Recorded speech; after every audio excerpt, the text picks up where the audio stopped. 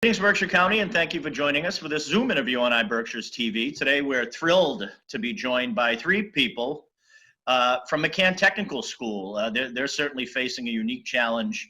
It's one thing to teach math or English or science remotely, but when you talk about something like carpentry, it's certainly a little different. And we've got Principal Justin Kratz, IT instructor Perry Burdick, and carpentry instructor Patrick Ryan. Thank you all for joining us. Justin, we'll start with you. If you wanted to give just a brief overview, how have the kids been handling it? Are the parents happy? You guys are keeping up with food service. I know that's a challenge. Just go into a little bit of how it's been for these 2 months. Sure. Yeah. And thanks for having us. It's been a challenge for sure, but one of the, I think our two greatest strengths at McCann are our students and our faculty, and they've really stepped up. They've done a really nice job. No educator has been trained in their teacher prep courses to teach like this, so it's certainly difficult, and especially so for our vocational instructors. And I'll let them talk a little bit more about that, where we can't get the hands-on. But overall, I think the fact that we've really tried to focus on keeping it simple. We know and try to be respectful of the fact that our students and their families have a lot going on in their houses right now. Even when you think about just logistics of sharing bandwidth in a home with siblings and Wi-Fi. So we've tried to really take an approach of, we're going to keep this as simple as we can. We're going to be as understanding as we can and work with the students the best we can. I think has worked for us in the sense that the students have really responded to that. The kids are understandably a little stir crazy, a little frustrated. They're missing their friends, they're missing their teachers, but overall, I've been really happy with the way that our students have stepped up and participated in our remote learning activities. Yeah, it's hard for me to believe. I see kids outside running around when they're not doing their schoolwork, and the underclassmen would still have a couple few weeks of school left. It's hard to believe that they would still be, it might be finals time or something. They would still have a decent amount of school left. So we've still got to get through the summer now with these kids. Yeah, and that's one of the challenges too, because, our students don't get out till June 19th, our underclassmen, and we're going up until then with remote learning. But one of the things that becomes challenging is, we all know every school, there's going to be a learning gap. And, we're going to have to do some things to get kids caught up when we get them back in the fall. But we originally kind of kicked around ideas of, do we try to run some programs over the summer, even if virtually, to try and bridge some of those gaps. But you talk about, the students, they've gone through a very frustrating couple of months, and now the good weather's here. And I know when I was a high schooler, that would be a tough sell for me to say, hey, the good weather's here, the school year's over, you've endured this really grueling couple months. Now come on back and sit in front of your computer for a while and do some extra learning. That's a difficult thing. We are joined by two teachers, one for IT and one for carpentry. We'll start with IT, because I think carpentry is going to be the most interesting. I can't imagine for Mr. Ryan, it's just so unique. But IT, Perry, seems to would lend itself to remote learning. Do you find that's the case, or is it the same? Are the kids open to it? We're still talking about 14, 15, 16, 17, 18-year-old kids here. Right. Well, I think that you have the two extremes here in curriculums. You have carpentry, where that is strictly, hands-on. And then you have IT, which one would think would be a little bit more knowledge-based and a little bit easier to simulate, but you really can't simulate a real world. I was going to say three-dimensional world, a real world in 2D. One of the things that is impossible with the curriculum that I have is just putting a connector in wrong. Like it is impossible to put a connector in wrong. In the last interview I did, I used the word "let the magic smoke out." It got some bad connotations last time, but it's true. If you're not able to make mistakes, you're not going to learn from them. Yeah. Now, my school day is usually consists of running around, answering questions, and then helping them with real world labs, like setting up computers and allowing them to actually apply what it is they've learned. I can't imagine a world where a student could leave an online course in computer technology and be able to transition smoothly into the real world, fixing computers without any background whatsoever.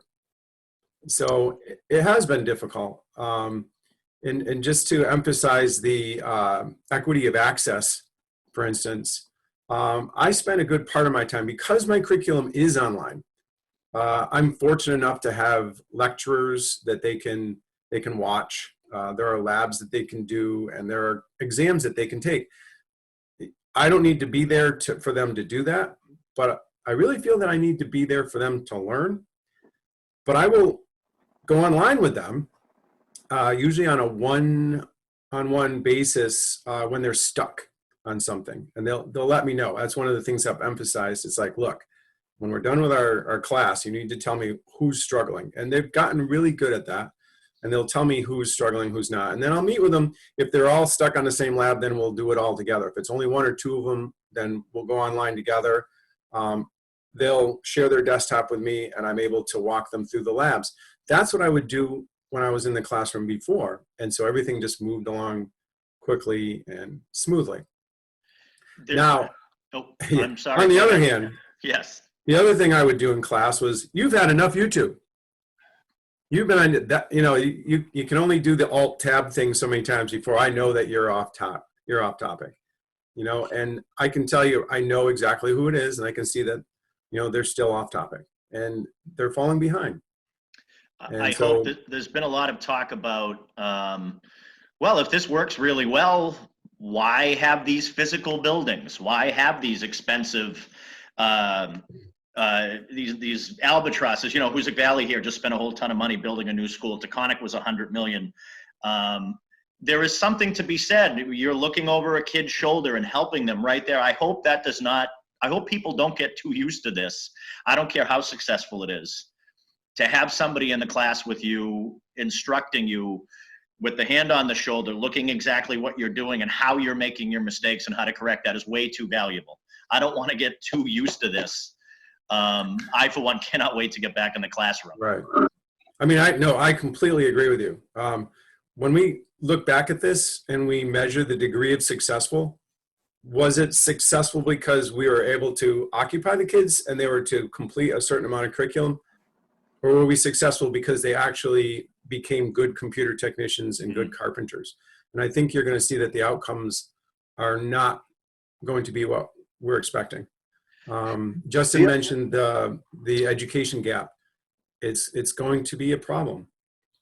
I think a lot of these gaps that we talk about, whether it's the wealth gap or your access to technology, the education gap, this seems to be widening them all.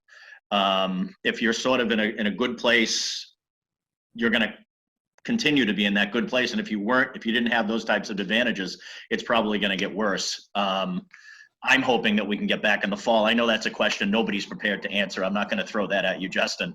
But it is, I mean, we don't know what that's going to look like, but I think the other thing that we have to keep in mind is right now our classes are structured where, Mr. Ryan and Mr. Burdick's classes, their sophomores meet twice a week for an hour each. So our kids are in school right now, 2 hours a day, 2 days a week, 3 hours a day, 3 days a week.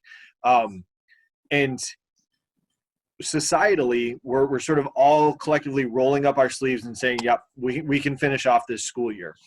The thought of doing something like that for an extended period of time of, throw out there just as an example, a school year, we're already hearing stories of frustration on parents' parts, and rightfully so, trying to do their jobs, trying to, pay attention to their work.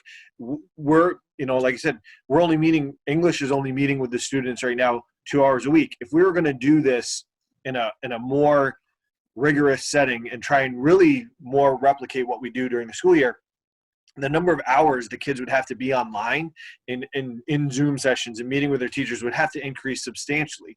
Yeah. And that's something I don't think anybody has the stomach for. We tell the kids all the time, put your devices down. And then now we're going to say, all right, now you need to be on your device for 7 hours a day. And that's just not sustainable. It's impossible. You're right. I understand where you're coming from for sure, and I've heard other sentiments like that. But the reality is as good a job as these two guys and the rest of our instructors are doing, socially and emotionally and curriculum-wise, there's no way you can replicate what happens in a school building with a computer. I couldn't agree with you more. I hope to God that it doesn't last much longer than half a year. If it's another half a year, we'll deal with that when it comes, but I hope to God people get back in the schools physically and safely, of course. Yeah. Mr. Ryan, thank you for your patience, first of all. How are you feeling? How is the carpentry guru at McCann Tech handling remote learning? Challenging to say the least, but on a positive, it's going as smooth as I didn't anticipate. And piggybacking off of what Mr. Burdick said, you just can't mimic and do the things remotely with your hands with tools and carpentry tasks than you can actually do in a shop. So what I've actually been doing is lots of YouTube videos, good ones, bad ones, lots of critiquing of carpenters, lots of questions and answers with me being there, guiding them through videos and talking about videos and doing certain tasks that we've done already and some that we are going to be tackling in the near future, hopefully. Also, we have students still working, helping mom and dad and uncles in the construction world. And I've had just this past couple days, a student share a couple of pictures and a video of a project he was doing. He actually was replacing rotted sill plates in a house. And we could actually, take a look at that and critique it as a class. And I actually pulled up a YouTube video for the same topic. And we just did a little comparison and said, hey, what's different from what this guy did and what's different from what this guy did? Now, So, I'm not sure what the guidelines are specifically to McCann or North Adams or let's say on a normal basis, let's say somebody was building a house just on East Road, a contractor that went to McCann and sort of kept up with the school. Would you ever bring your kids to the site? Would you do stuff like that? And if you ever did, could you do that now? If there are still houses being built around, not many, but around. I don't know if it would will the state allow you to do that? Could you take 6 kids and keep socially distanced and still go to a site? Justin, do you have the answer? I don't know. Not right now. Ordinarily they do things like that. They go visit lots of different sites, and if there's a cool construction project going on, they visit those in ordinary circumstances for sure. But no, we can't do that right now. Okay. But normally you would. I know you've built the town of Adams a few things, which has worked out really well. What do you think, Pat? What's the percentage of kids that you feel are truly engaged right now? I am very fortunate, and I can honestly say I'm in the higher 80 to low 90s%. And that's a lot considering what video after video after video.